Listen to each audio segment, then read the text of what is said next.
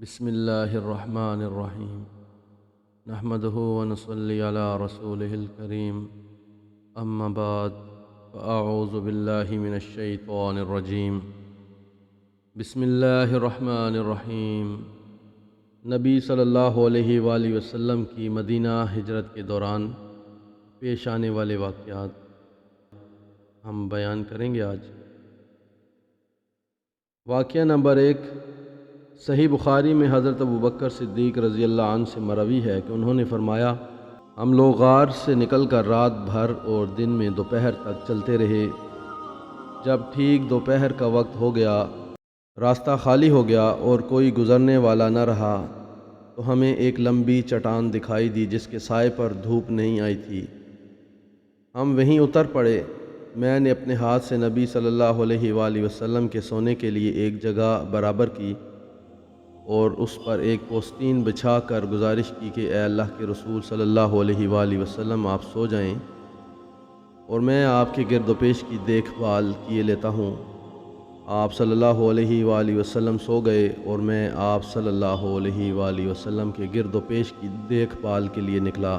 اچانک کیا دیکھتا ہوں کہ ایک چرواہا اپنی بکریاں لیے چٹان کی جانب چلا آ رہا ہے۔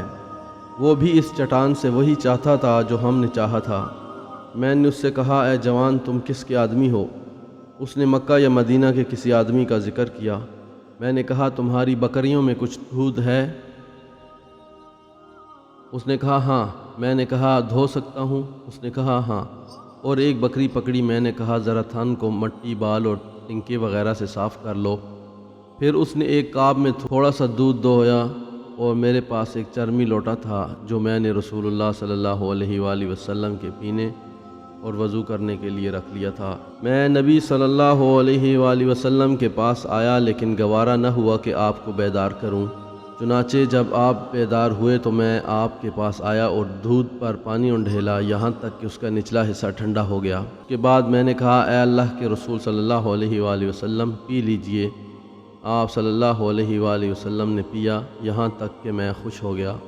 پھر آپ صلی اللہ علیہ وآلہ وسلم نے فرمایا، کیا ابھی کوچ کا وقت نہیں ہوا؟ میں نے کہا، کیوں نہیں؟ اس کے بعد ہم لوگ چل پڑے۔ واقعہ نمبر 2، اس سفر میں ابوبکر رضی اللہ عنہ کا طریقہ یہ تھا کہ وہ نبی صلی اللہ علیہ وآلہ وسلم کے ردیف رہا کرتے تھے، یعنی سواری پر حضور صلی اللہ علیہ وآلہ وسلم کے پیچھے بیٹھا کرتے تھے۔ چونکہ ان پر بڑھاپے کے آثار نمایاں تھے اس لیے لوگوں کی توجہ انہی کی طرف جاتی تھی۔ نبی صلی اللہ علیہ وآلہ وسلم پر اب بھی جوانی کے آثار غالب تھے، اس لیے آپ صلی اللہ علیہ وآلہ وسلم کی طرف توجہ کم جاتی تھی۔ اس کا نتیجہ یہ تھا کہ کسی آدمی سے سابقہ پڑتا تو وہ ابوبکر رضی اللہ عنہ سے پوچھتا، یہ آپ کے آگے کون سا آدمی ہے؟ حضرت ابوبکر رضی اللہ عنہ اس کا بڑا لطیف جواب دیتے، فرماتے، یہ آدمی مجھے راستہ بتاتا ہے۔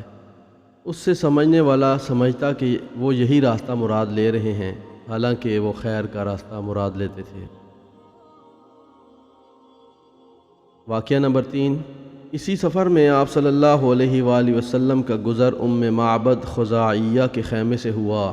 یہ ایک نمایاں اور توانا خاتون تھیں، ہاتھوں میں گھٹنے ڈالے خیمے کے صحن میں بیٹھی رہتیں اور آنے جانے والے کو کھلاتی پلاتی رہتیں۔ آپ صلی اللہ علیہ وآلہ وسلم نے ان سے پوچھا کہ پاس میں کچھ ہے؟ بولیں، بخدا ہمارے پاس کچھ ہوتا تو آپ لوگوں کی میزبانی میں تنگی نہ ہوتی۔ بکریاں بھی دور دراز ہیں، یہ قحط کا زمانہ تھا۔ رسول اللہ صلی اللہ علیہ وآلہ وسلم نے دیکھا کہ خیمے کے ایک گوشے میں ایک بکری ہے۔ فرمایا، معبد، یہ کیسی بکری ہے؟ بولیں، اسے کمزوری نے ریوڑ سے پیچھے چھوڑ رکھا ہے۔ آپ صلی اللہ علیہ وآلہ وسلم نے دریافت کیا، کیا اس میں کچھ دودھ ہے؟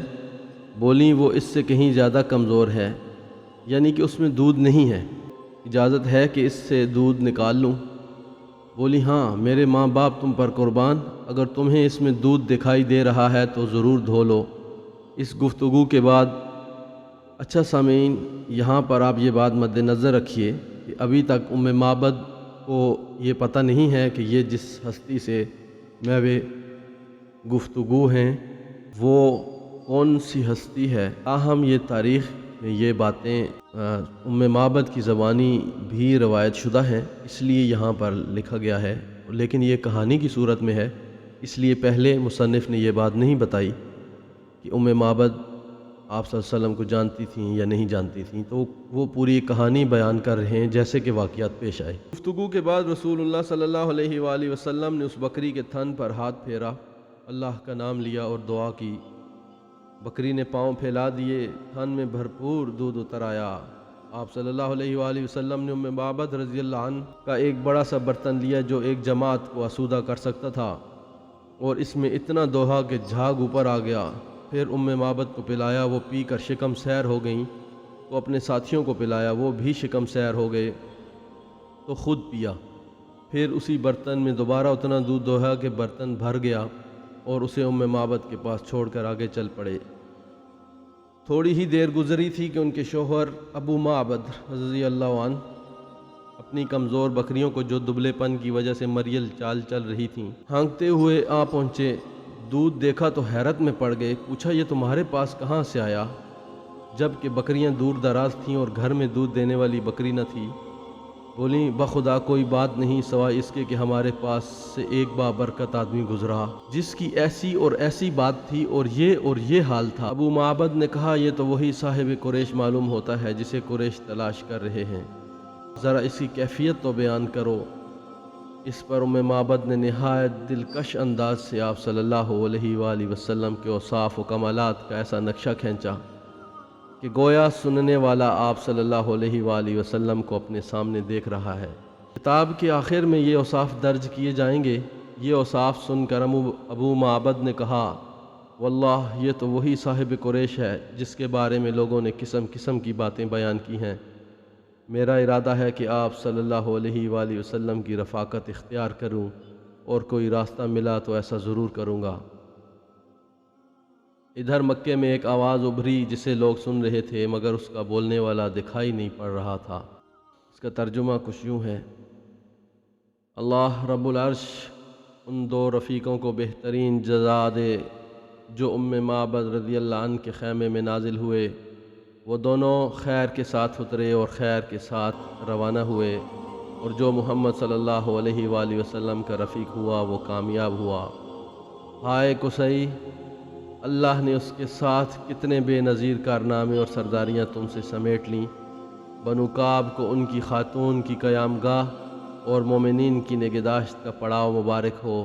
تم اپنی خاتون سے اس کی بکری اور برتن کے متعلق پوچھو، تم اگر خود بکری سے پوچھو گے تو وہ بھی شہادت دے گی۔ حضرت اسماء رضی اللہ عنہ کہتی ہیں ہمیں معلوم نہ تھا کہ رسول اللہ صلی اللہ علیہ وآلہ وسلم نے کدھر کا رخ فرمایا ہے کہ ایک جن زیریں مکہ سے یہ اشعار پڑھتا ہوا آیا۔ لوگ اس کے پیچھے پیچھے چل رہے تھے، اس کی آواز سن رہے تھے لیکن خود اسے نہیں دیکھ رہے تھے، یہاں تک کہ وہ بالائی مکہ سے نکل گیا۔ وہ کہتی ہیں کہ جب ہم نے اس کی بات سنی تو ہمیں معلوم ہوا کہ رسول اللہ صلی اللہ علیہ وآلہ وسلم نے کدھر کا رخ فرمایا، یعنی آپ صلی اللہ علیہ وآلہ وسلم کا رخ مدینہ کی جانب تھا۔ نمبر 4، نہایت ہی اہم واقعہ سراقہ بن مالک کا۔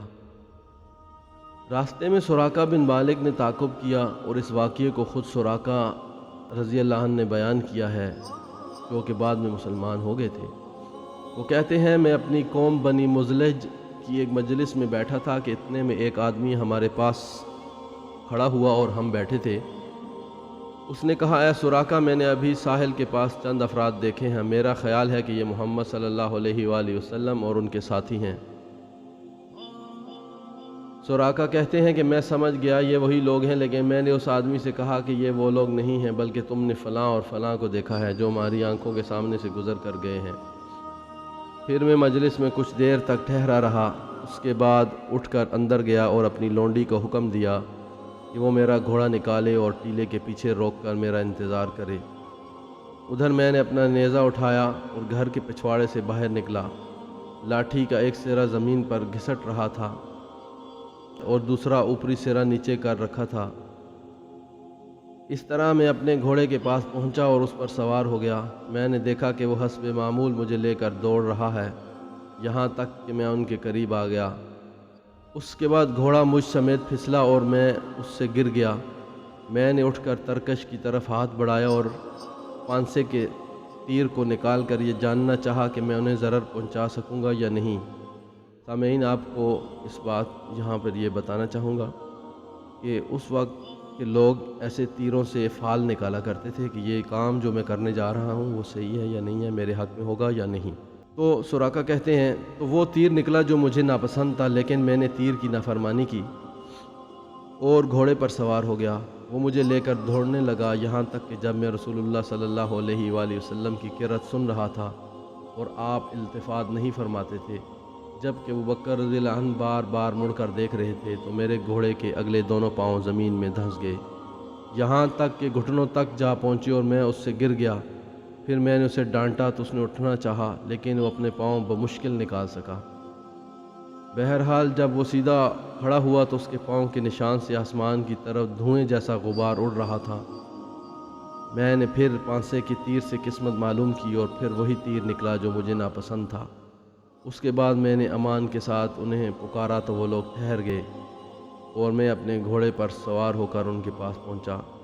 جس وقت میں ان سے روک دیا گیا تھا، اسی وقت میرے دل میں یہ بات بیٹھ گئی تھی کہ رسول اللہ صلی اللہ علیہ وآلہ وسلم کا معاملہ غالب آ کر رہے گا۔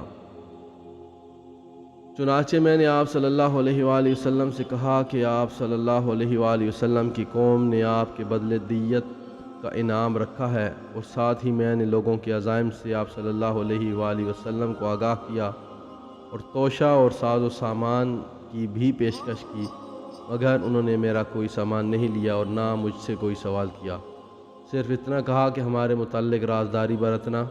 میں نے آپ صلی اللہ علیہ وآلہ وسلم سے گزارش کی کہ آپ صلی اللہ علیہ وآلہ وسلم مجھے پروانہ امن لکھ دیں۔ آپ صلی اللہ علیہ وآلہ وسلم نے عامر بن فہیرہ رضی اللہ عنہ کو حکم دیا اور انہوں نے چمڑے کے ایک ٹکڑے پر لکھ کر میرے حوالے کر دیا۔ پھر رسول اللہ صلی اللہ علیہ وآلہ وسلم آگے بڑھ گئے۔ اس واقعے سے متعلق خود ابوبکر رضی اللہ عنہ کی بھی ایک روایت ہے۔ ان کا بیان ہے کہ ہم لوگ روانہ ہوئے تو قوم ہماری تلاش میں تھی، مگر سراقہ رضی اللہ عنہ بن مالک بن جاشم کے سوا جو اپنے گھوڑے پر آیا تھا اور کوئی ہمیں نہ پا سکا۔ میں نے کہا، اے اللہ کے رسول صلی اللہ علیہ وسلم، یہ پیچھا کرنے والا ہمیں آ لینا چاہتا ہے۔ آپ نے فرمایا، لا تحزن ان اللہ معانا، غم نہ کرو، اللہ ہمارے ساتھ ہے۔ بہرحال سراقہ واپس ہوا تو دیکھا کہ لوگ تلاش میں سرگرداں ہیں۔ اس نے لوگوں سے کہا، ادھر کی میں خبر لے چکا ہوں، یہاں تمہارا جو کام تھا وہ کیا جا چکا ہے۔ اس طرح لوگوں کو واپس لے گیا، یعنی دن کے شروع میں تو چڑھا آ رہا تھا اور آخر میں پاسمان بن گیا۔ نمبر 5، راستے میں نبی صلی اللہ علیہ وآلہ وسلم کو بریدہ اسلمی رضی اللہ عنہ ملے۔ یہ اپنی قوم کے سردار تھے اور قریش نے جس زبردست انعام کا اعلان کر رکھا تھا، اسی کے لالچ میں نبی صلی اللہ علیہ وآلہ وسلم اور ابوبکر رضی اللہ عنہ کی تلاش میں نکلے تھے۔ لیکن جب رسول اللہ صلی اللہ علیہ وآلہ وسلم سے سامنا ہوا اور بات چیت ہوئی تو نقد دل دے بیٹھے اور اپنی قوم کے 70 آدمیوں سمیت وہیں مسلمان ہو گئے۔ پھر اپنی پگڑی اتار کر نیزہ سے باندھ لی، جس کا سفید پھریرا ہوا میں لہراتا بشارت سناتا تھا کہ امن کا بادشاہ، صلح کا حامی، دنیا کو عدالت و انصاف سے بھرپور کرنے والا تشریف لا رہا ہے۔ راستے میں نبی صلی اللہ علیہ وآلہ وسلم کو حضرت زبیر بن عوام رضی اللہ عنہ ملے۔ یہ مسلمانوں کے ایک تجارت پیشہ گروہ کے ساتھ ملک شام سے واپس آ رہے تھے۔ حضرت زبیر رضی اللہ عنہ نے رسول اللہ صلی اللہ علیہ وآلہ وسلم اور ابوبکر رضی اللہ عنہ کو سفید پارچہ جات پیش کیے۔ یہ تھے راستے کے واقعات جو نبی صلی اللہ علیہ وآلہ وسلم کو اور ابوبکر صدیق رضی اللہ عنہ کو پیش آئے۔ اس کے بعد کے واقعات انشاءاللہ آئندہ ایک ساتھ میں بیان کریں گے۔ جزاک اللہ خیر۔